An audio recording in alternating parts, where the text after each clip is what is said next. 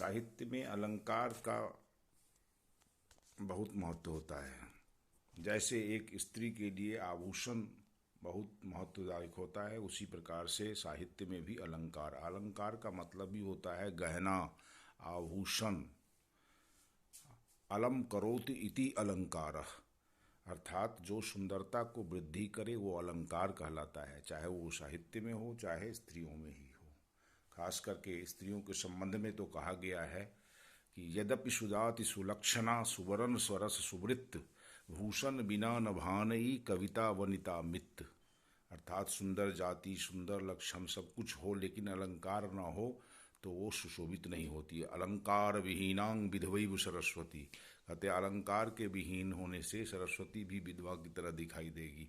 अतः अलंकार की बड़ी जरूरत होती है। साहित्य में भी वही अलंकार की जरूरत होती है। शब्दों में चमत्कार उत्पन्न करना, अर्थों में चमत्कार उत्पन्न करना, यह अलंकार का लक्षण होता है। अतः जिस कविता में अलंकार का प्रयोग नहीं किया जाता है वह अलंकार विहीन कविता कहलाती है, वह उतना चमत्कार उत्पन्न नहीं होता है। खास करके 10वीं कक्षा में बच्चों को कुछ समूही अलंकार दिए गए हैं, 12वीं में भी है, लेकिन कुछ प्रमुख अलंकार इस प्रकार से है। अलंकार को हम 2 भागों में विभाजित कर सकते हैं मुख्य रूप से। वैसे तो 3 भाग बहुत लोग कह लेते हैं, उभय अलंकार को भी कहते हैं। अलंकार में शब्द अलंकार और अर्थ अलंकार। शब्द अलंकार अर्थात शब्दालंकार, शब्द जमा अलंकार शब्दालंकार, अर्थ जमा अलंकार अर्थालंकार। और एक उभयालंकार बोलते हैं जिसमें शब्द और अर्थ दोनों का चमत्कार उत्पन्न होता है, लेकिन उसका महत्व उतना नहीं है। अभी खासकर कोर्स में यही 2 अलंकार आते हैं। शब्द अलंकार में ऐसे शब्द अलंकार जो शब्दों में चमत्कार उत्पन्न करें, ऐसे शब्द अलंकार कहलाते हैं। जैसे पुनरुक्ति है, यमक है, ये सब शब्द के अलंकार हैं। और अर्थ अलंकार ऐसे अलंकार को कहते हैं जिसमें अर्थ में चमत्कार उत्पन्न होता है, जिसमें अतिशयोक्ति, अन्योक्ति, वक्रोक्ति, इस तरह के अलंकार को अर्थालंकार कहा जाता है। शब्द अलंकार में अनुप्रास, रूपक, आप देखिए यमक, उपमा, उत्प्रेक्षा, श्लेष, ये सब शब्द अलंकार है। अर्थालंकार में वही वक्रोक्ति, अन्योक्ति, ये सब अतिशयोक्ति, ये अलंकार अर्थ अलंकार होता है। जैसे हम देखते हैं, सबसे पहले हम पुनरुक्ति प्रकाश पर ध्यान दें थोड़ा। पुनरुक्ति अलंकार मान लीजिए ऐसे अलंकार को होता है जिसमें कि एक ही शब्द को बार बार और वर्णन किया जाए, मतलब पुनरुक्ति हो जाए। एक ही शब्द जिसका दोनों अर्थ समान हो और बार बार उसी का प्रयोग किया जाए।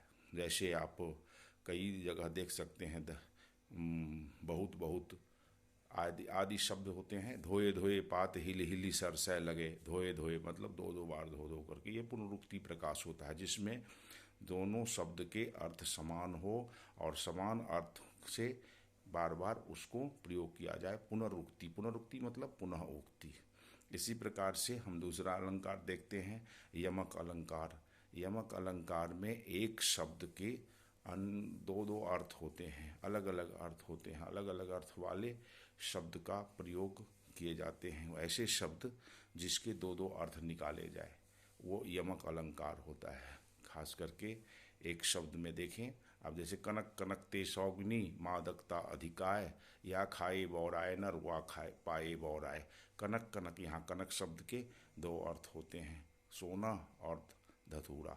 तो यहाँ एक ही शब्द के कनक कनकते सौगुना, एक कनक का अर्थ है सोना, एक कनक का अर्थ है धतूरा। प्रयोग तो होते हैं बार बार, लेकिन दोनों के सब अलग अलग अर्थ होते हैं। ये यमक अलंकार होता है।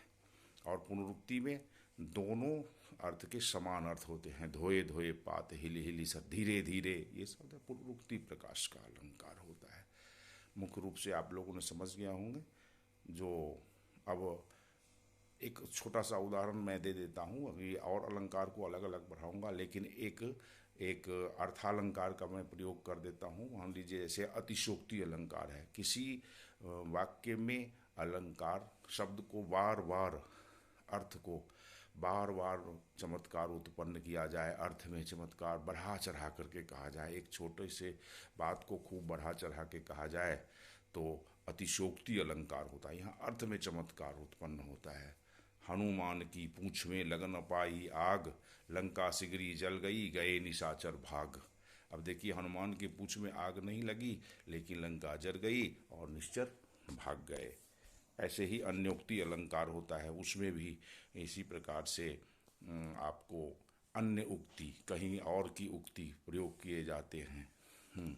माली आवत देख के कलियां करत पुकार, फूली फूली चुन गई काल हमारी बार। इसमें अन्योक्ति है। यहाँ पर माली और कली इत्यादि जितने भी हैं सब प्रतीकात्मक प्रयोग है। यहाँ पर माली आपको यम का प्रयोग किया गया है, फूली फूली कली जो है एक इंसान को प्रयोग किया गया है। तो इस प्रकार से ये अर्थालंकार है। हमें लगता है कि आप समझ गए होंगे।